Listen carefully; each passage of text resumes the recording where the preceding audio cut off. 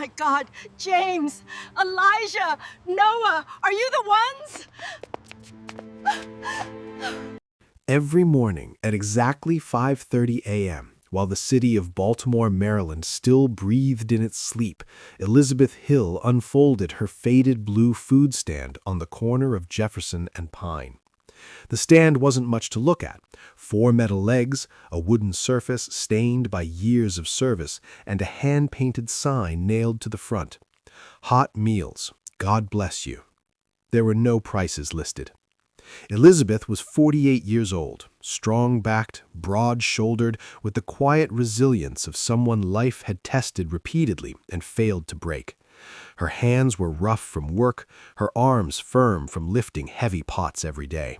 This food stand wasn't a hobby, it was survival. Years earlier, Elizabeth had lost her husband in a workplace accident. Medical bills followed grief, and grief followed debt. The small catering business she once ran disappeared piece by piece until all that remained was this corner and her resolve. Most mornings she earned just enough to buy supplies for the next day. Some days not even that. Still, she showed up, because hunger never checked the weather forecast.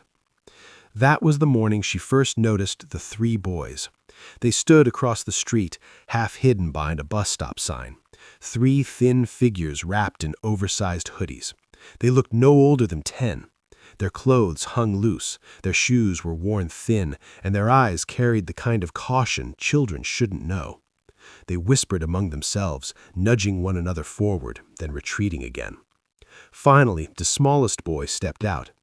"Ma'am," he said quietly, barely lifting his eyes, "how much is food?" Elizabeth paused, studying them, not with pity, but with attention.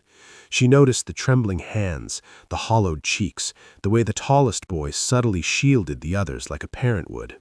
She smiled softly. "How hungry are you?" she asked. The boy swallowed. "Very hungry." That was all Elizabeth needed to hear. She reached for 3 paper plates. That morning, she served them warm oatmeal, scrambled eggs, and toast. She filled their cups with milk and tucked apples into their pockets like a practiced motion. When the tallest boy reached out with a crumpled dollar bill, Elizabeth gently pushed his hand back. "No," she said kindly, "you keep that." The boys froze, confused. "But," he started. She shook her head. "You'll need it before I do." The boys came back the next morning, and the morning after that. Soon Elizabeth learned their names: James, Elijah, and Noah. They were triplets. Their mother had passed away. Their father had disappeared long before that. Some nights they stayed in shelters that ran out of food. Other nights they slept wherever safety allowed. Elizabeth never asked questions that would make them feel small. She simply fed them. Rain or shine, heat or snow, if her stand was open, there were always 3 plates waiting. Some days she stretched portions thinner. Other days she skipped meals herself. When supplies ran low, she whispered prayers over simmering pots, trusting somehow it would be enough. "You don't have to do this," James said one morning, his voice careful. "We don't want to cause trouble." Elizabeth knelt so they were eye level. "You listen to me," she said firmly. "You are not trouble. You are not a burden. You are lives that matter." The boys came for years. Then, one day, they didn't. Elizabeth waited. Days passed, then weeks, then months. Life moved on, as it always does, but Elizabeth kept cooking, kept serving, kept believing. Because she didn't feed people for applause. She fed them because she believed kindness never disappears. It only waits for the right moment to return. This is Triumph Legends, stories that inspire, legends that live on. At 48, Elizabeth Hill fed 3 hungry boys with steady hands and a full heart. By 63, she had learned that kindness doesn't protect you from loss. The boys, James, Elijah, and Noah, had become part of her life without permission.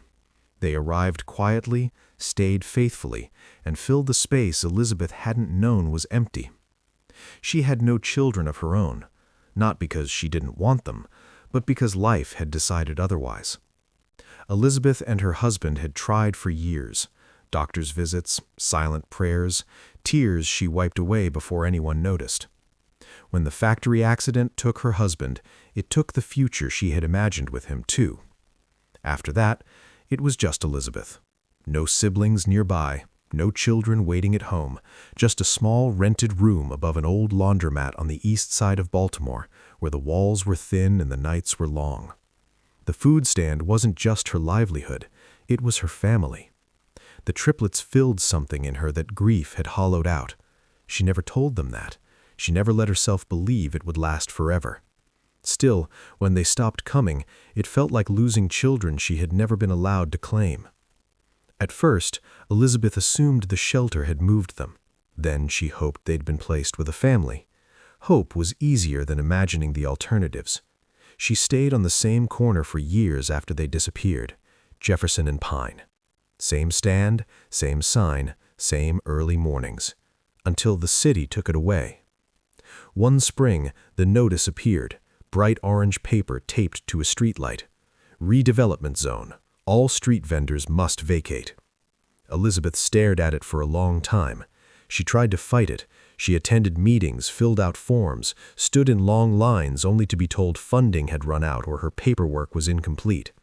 When the bulldozers came, Elizabeth packed up her stand and walked away without looking back.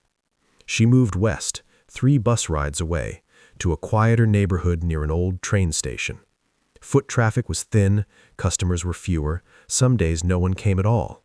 She downsized her life, sold what little she owned, moved into a small shared apartment with an elderly woman named Ruth, who rented out her spare room to survive. They shared groceries, prayers, and stories neither had planned to tell anyone. "You ever regret being this kind?" Ruth asked her once. Elizabeth thought about it. "No," she said, "but sometimes I wonder who remembers." Years rolled forward. Elizabeth's hair grayed, her shoulders stayed strong. She kept working, not because it was easy, but because it was familiar, because feeding people was the one thing she knew how to do without breaking. She never knew that 15 years earlier, on another side of the country, 3 boys had promised each other something. "If we ever make it, we'll find her." They searched shelters, old records, closed streets, dead ends. Jefferson and Pine led nowhere. Elizabeth Hill seemed to have vanished. And then one ordinary morning, no signs, no warnings, Elizabeth unfolded her stand near the train station, unaware that destiny had finally caught up. Across the street, traffic slowed. Engines purred, low, powerful, unmistakable. Elizabeth looked up. 3 black luxury cars turned the corner together, sunlight gliding across polished steel. They didn't slow, they stopped, right in front of her. 15 years late, but perfectly on time. The street near the old train station went silent. Not the peaceful kind of silence, but the kind that makes people stop breathing without realizing it. Elizabeth Hill stood frozen behind her food stand, her apron still damp from washing plates. The smell of soup hung in the air as 3 Rolls-Royce cars idled at the curb, their engines humming like restrained power. This wasn't her world. She wiped her hands slowly, her heart pounding, not from excitement, but confusion. For a brief moment, she wondered if they were lost. Important people didn't come to places like this. The first door opened, then the second, then the third. 3 men stepped out. They were tall, well-dressed, confident in a way that only comes from surviving something and mastering it. Tailored suits, polished shoes, watches that caught the sunlight. People gathered, phones lifted, whispers spread. Elizabeth took a step back. She didn't recognize them, at least, not at first. Then the man from the middle car walked forward.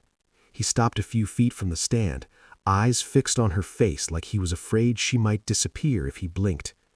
His voice shook. "Good morning, ma'am." Elizabeth nodded politely. "Good morning." He swallowed hard. "Do you still serve oatmeal?"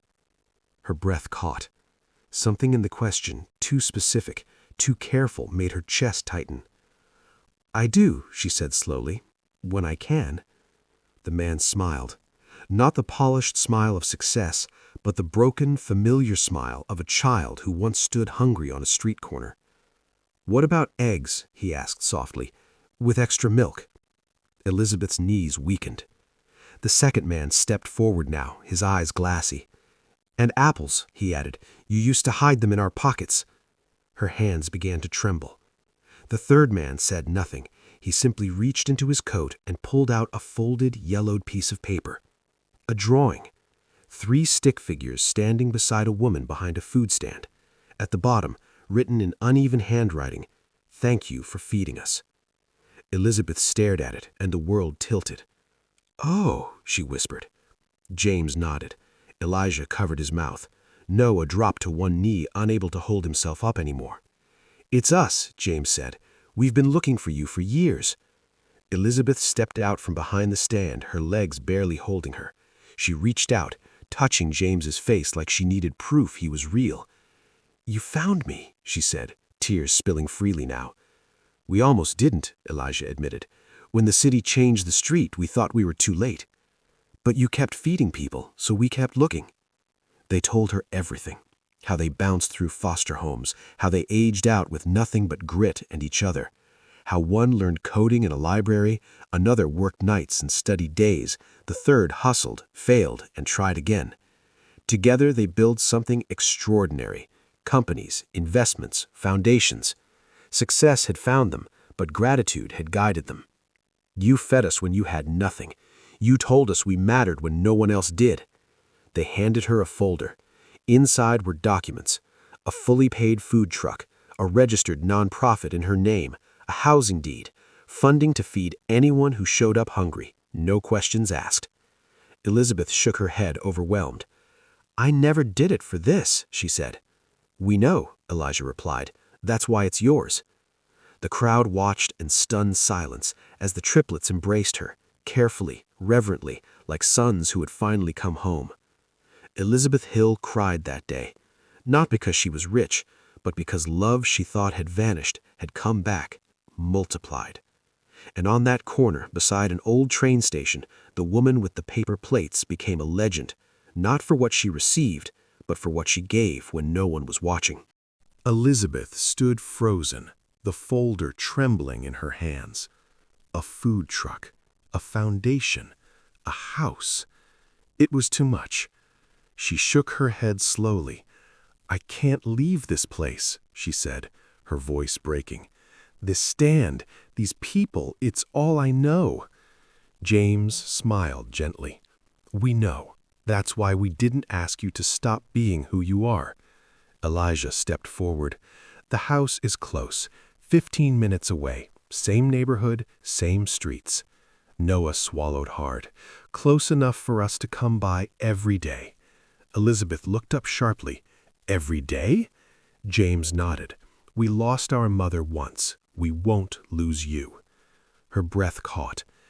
They walked her to the first car, not as executives escorting a guest, but as sons guiding someone precious.